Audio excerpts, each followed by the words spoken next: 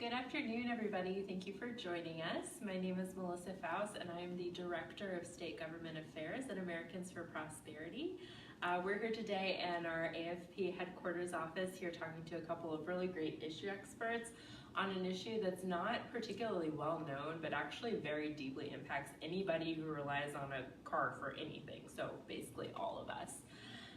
So as we get started, first off, what if I told you that there was something that could be done that would reduce the average overall cost of ownership for a new vehicle by over $2,000, that could prevent over 12,000 car crash fatalities, could reduce regulatory costs by over $250 billion, and could result in an additional 1 million new vehicle car sales in the future? That sounds like a pretty great deal for individual consumers as well as our economy in general. Well, that's exactly what we're here to talk about today. The Environmental Protection Agency, or EPA, has put out a newly proposed rule called the Safe Vehicles Rule. And in this case, SAFE is an acronym which stands for Safe, Affordable, Fuel Efficient. So at this point, you may be thinking, what is another government regulation going to do to help make the economy better or to improve people's lives? Well, the Safe Vehicles Rule would actually counteract some of the regulatory burdens of a previous rule referred to as the CAFE standards,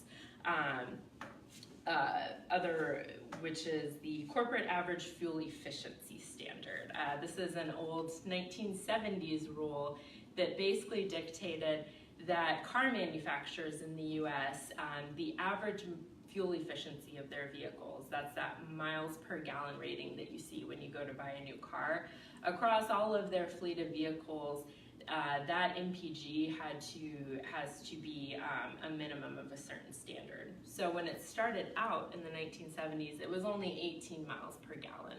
So not too hard to get an average rating of 18 miles per gallon across all of the vehicles you produce. But that standard has increased a lot over time, and with it, it's increased a lot of the costs of buying new cars. And in fact, if no action is taken, CAFE standards by 2025 will require the average mileage for a new vehicle, to be around 54 miles per gallon. So that's why we're talking about it today. Obviously, this is really important to folks who want to replace their old cars or rely on cars to get their kids to school or to get to work. So today we've gathered a couple of experts to talk about this important proposed rule.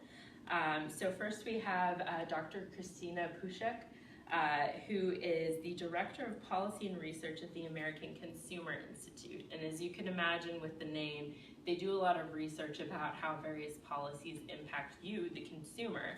And in particular, she does a lot of research into technological innovation and how outdated regulations can affect that. So Krisztina, can you talk to us a little bit about the work that you've been doing with ACI surrounding the Safe Vehicle Rule and what some of your findings have been? Yes, of course. So Melissa, thank you for having me here. It's a pleasure to be here because this is a very important issue that it's obviously affecting a lot of Americans. So it's been a key priority for the American Consumer Institute. So to understand the implications of the Safe Vehicles Rule, we need to understand the current standards that it will replace, right? So you're talking about the CAFE standards. So currently, new cars sold in the United States must comply to the CAFE standards. And as you were mentioning, they're really just about a relic of the 70s, right? Because they were initially introduced to reduce United States reliance on oil, on foreign oil. Well, since then, they've went through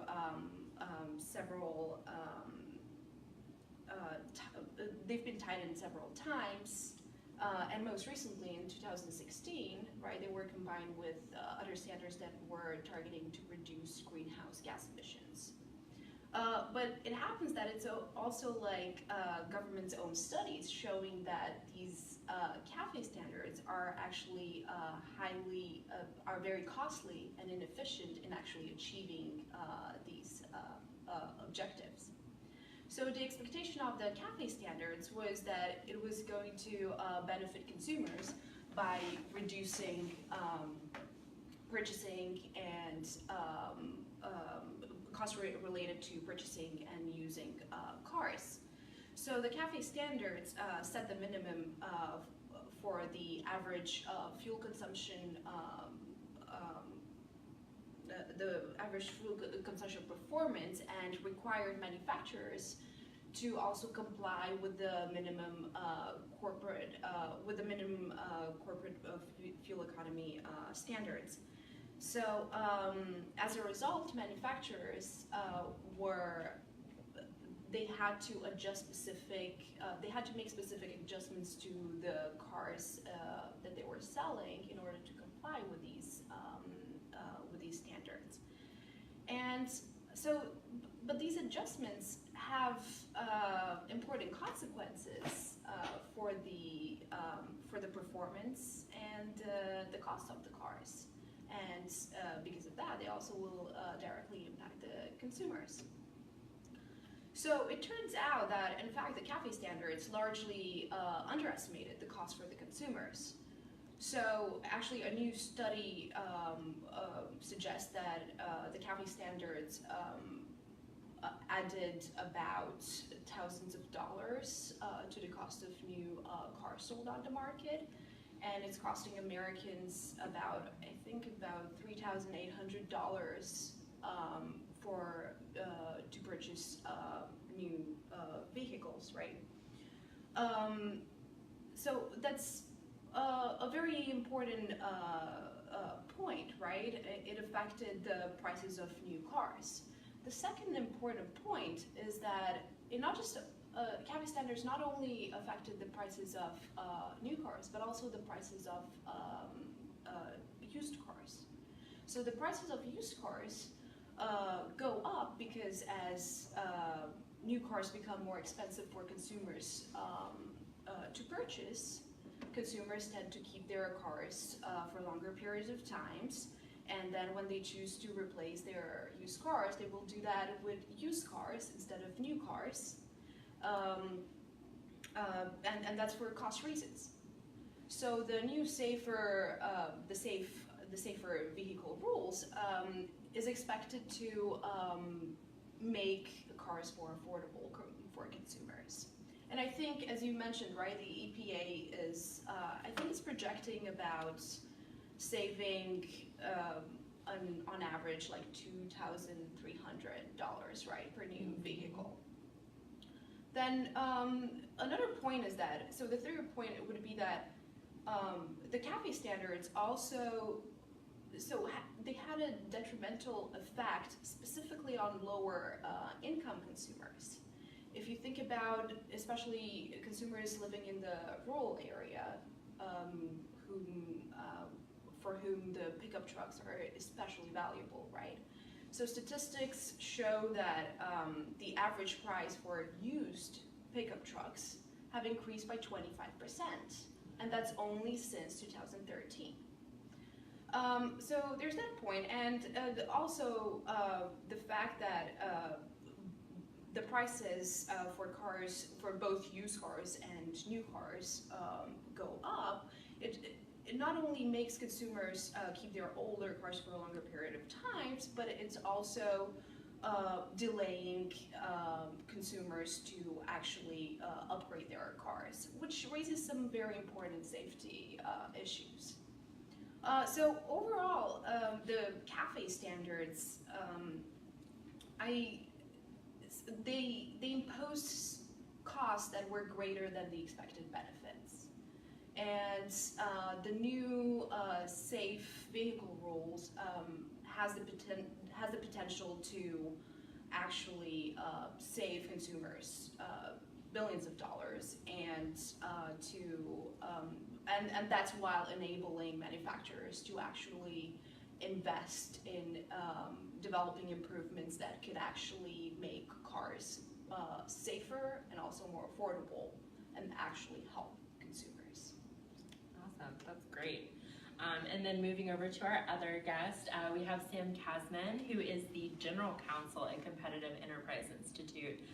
He's been with CEI since 1986, and obviously CEI has done a lot of great work in the regulatory space, and Sam has been a big part of that.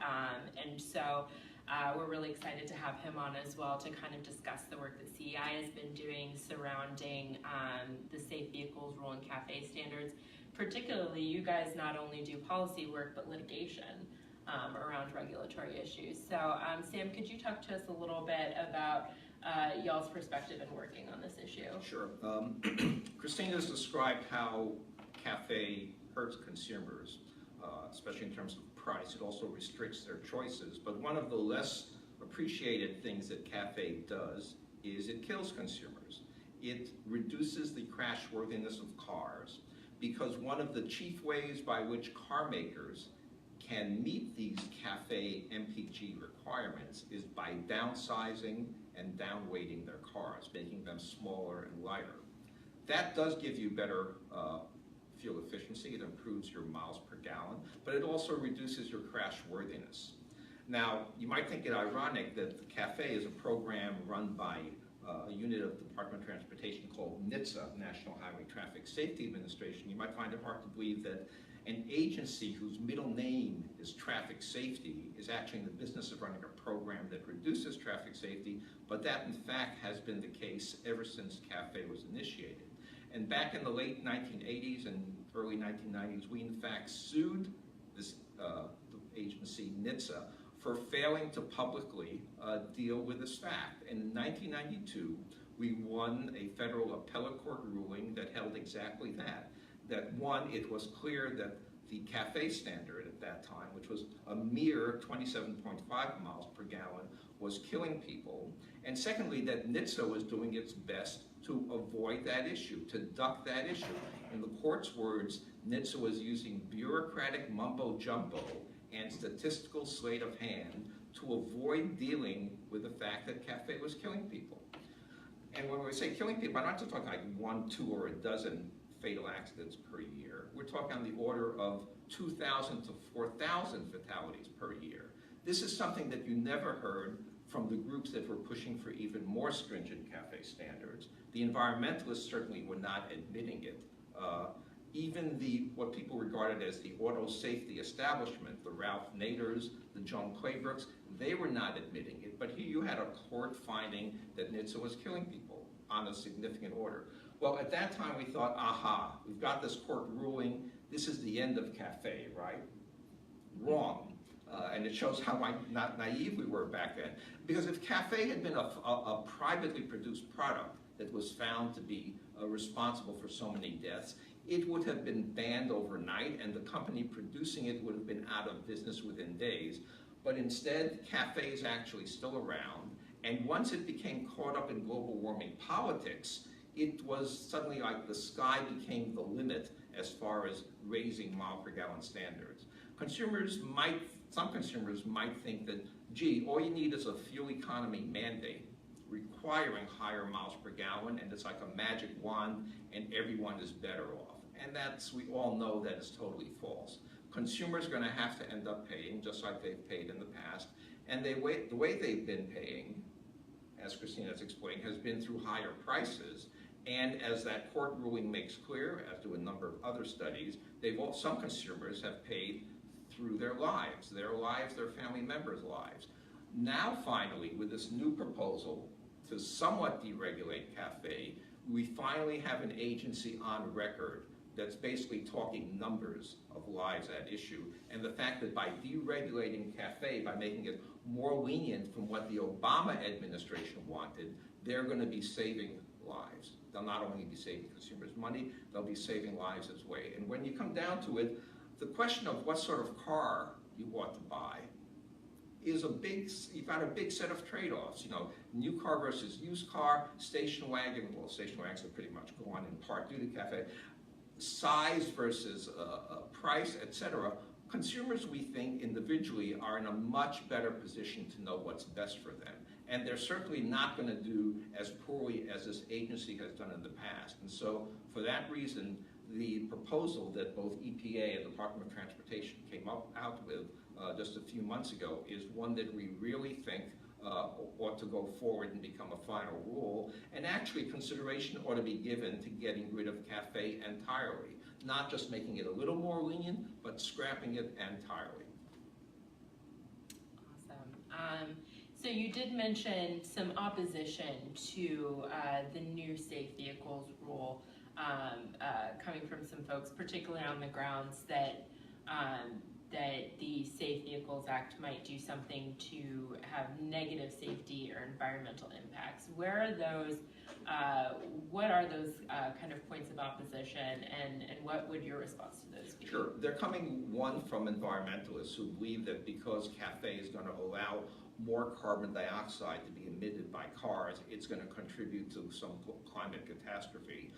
We think basically all these claims of global warming catastrophe are based on models, incredibly complex models, and models that have simply failed to be confirmed by empirical data. Over the last few decades, the projections that these models have produced of steadily rising CO2 emissions and steadily rising CO2 temperatures are the important thing, simply have not happened. The models do not work, and the more they fail, the more the people pushing them adhere to them like it's some new religion. Secondly, California, what I call states that want to be like California wannabes, have been pushing the fact that California a while back won some exemption to set its own, what amount to its own fuel economy standards, which have been somewhat higher. California claims it has the right to essentially dictate what amount to national standards. It plans to fight this in court, and a number of states plan to follow. We do not believe that the underlying statute gives California the right to do that. And when it comes once again to confronting the safety impact of CAFE, these groups are just off the wall. In their view, everyone's a winner, there is no bad effect. The one place people can look to if they're confused about this is the one industry that is most focused on vehicle crashworthiness, which is not so much the auto industry as the auto insurance industry. For the last few decades, even today, if you go to the website highwaysafety.org, which is put up by the Insurance Institute for Highway Safety, the advice they give to people looking for a new safe car is that vehicle size and vehicle weight are the two most important factors. You've got all these new technologies as well in terms of crash avoidance and crashworthiness, but those are the two most important factors. And it's vehicle weight that CAFE ultimately ends up restricting. And as long as you've got CAFE restricting vehicle weight, it means that CAFE is a standard that is still killing people. Very interesting. To kind of dive into a little more background on CAFE itself, I know you touched on this a little bit earlier, Krisztina, but what was the original point of the CAFE standards? And you mentioned that it's an outdated rule. Why is CAFE not necessary anymore if it was necessary at one time?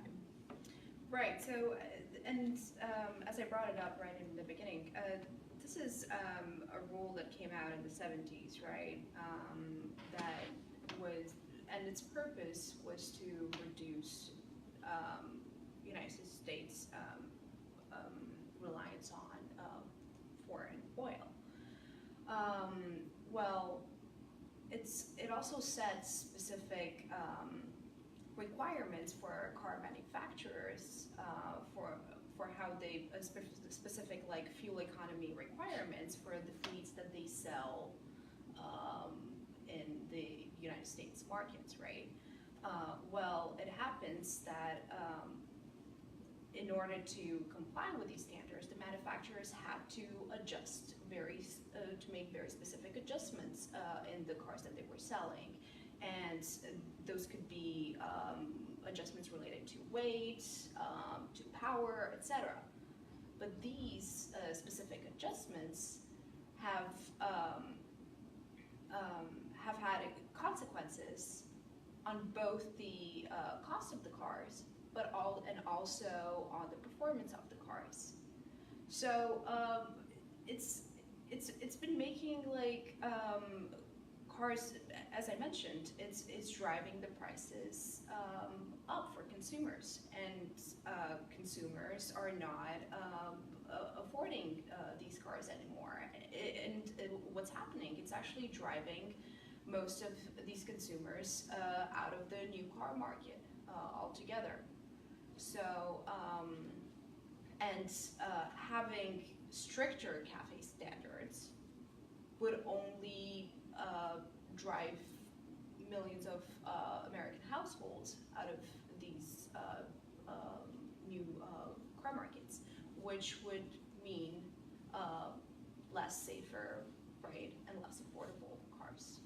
If I could add one specific example of car makers making these adjustments. This is a letter that Consumer Reports ran, I think 2 issues back. Someone was saying, I just bought a new car, I looked in the trunk, there's no spare tire. Instead, there's a little spray can to auto-inflate the tire I've got if I get a flat somewhere. One reason for that is the fact that by removing the spare tire and removing the jack that usually came with a spare tire, so you can put it on, car makers are able to save 30 to 40 pounds or more on car weight. And one of the reasons they do that is because it's incredibly helpful in complying with CAFE.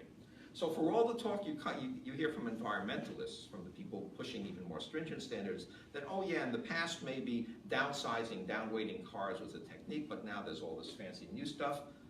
For all of that talk, you're still getting very crude downweighting by simply not giving you the spare tire that you used to be able to get or that your parents or grandparents had in their cars. Yeah, that's a great point. You remember that if you ever read the that spray flag. can, yeah. Yeah, that stuff's not exactly safe. So that's interesting.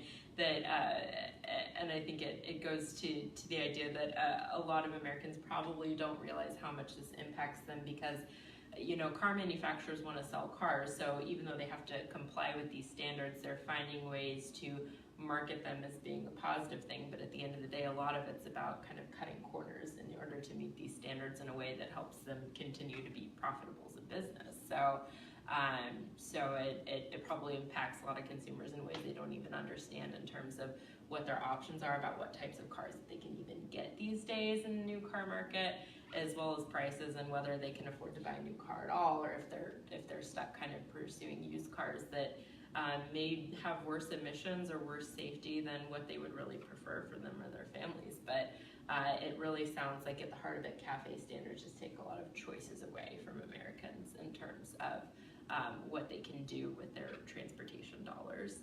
And to your point, Krisztina, about the affordability of it for families being priced out of the market entirely, there was a Heritage Foundation study done that estimated that if left unchanged by 2025 and those CAFE standards hike all the way up to 54 miles per gallon, it's estimated that the cost of the cars will be such that between 3.1 million to 14.9 million households will not have enough credit to purchase a new car.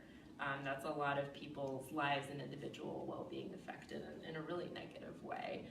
So I think it's really critical the work that you guys are doing, as well as the work that our activists and folks who are watching are doing to encourage the administration to take action and stop these CAFE standards before they can reach that kind of level of cost, and do what we can to get them back to a place that gives consumers more choice and makes their everyday lives more affordable. So at this point, you may be wondering what you can do. Obviously, these guys do a lot of great research, litigation, what have you, and this is a proposed rule, right? We're not asking for a legislator to take a vote, but there is still actually a lot that you can do to support the safe vehicle rule. First off, if you live in the Fresno, California area, the Dearborn, Michigan area, or the Pittsburgh, Pennsylvania area, next week the EPA and the Department of Transportation will be hosting listening sessions regarding this proposed rule, and that's a great chance for you to get out there and voice your support for the rule and have yourself heard directly by administration officials. The Fresno hearing will be on Monday, September 24th at the Grand 1401, and will run from 10 a.m. to 5 p.m. local time. On Tuesday, September 25th, they will be in Dearborn, Michigan at the Dearborn Inn, same time, 10 to 5. And then finally, on Wednesday, September 26th, they will be in Pittsburgh, Pennsylvania at the Doubletree in downtown Pittsburgh, same time, 10 to 5. Now, if you can't get out to any of these hearings, there's still more you can do. AFP already has an online petition set up. We'll provide you guys the link that you can sign and voice your support, and even write a little note talking about how this would impact you directly to show your support for the Safe Vehicles rule, and really encourage the EPA and Department of Transportation to hold the line and make sure that they're doing what they can do to make things easier for you and your family. So thank you guys so much for tuning in, and we'll talk to you soon.